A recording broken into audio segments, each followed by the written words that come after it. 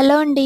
ఇక్కడైతే నేను శారీని లెహెంగాలా స్టిచ్ చేసేస్తున్నాను. దానికోసం ముందైతే ఈ విధంగా ప్రిల్స్ రెడీ చేసేసుకుంటాను, ఐరన్ ప్రిల్స్.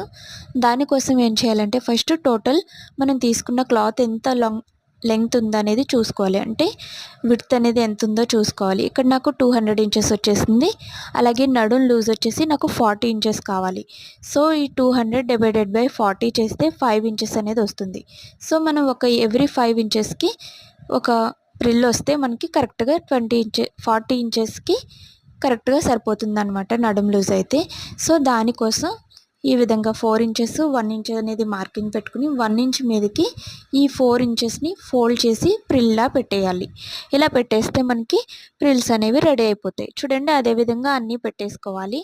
అన్నీ ఒకసారి పెట్టేసుకుంటే మనకి టైం సేవ్ అవుతుంది, స్టిచ్ చేసేటప్పుడు కూడా ఈజీ అనిపిస్తుంది. మరిన్ని వీడియోస్ కోసం ధన్వి టాక్స్ని సబ్స్క్రైబ్ చేయండి.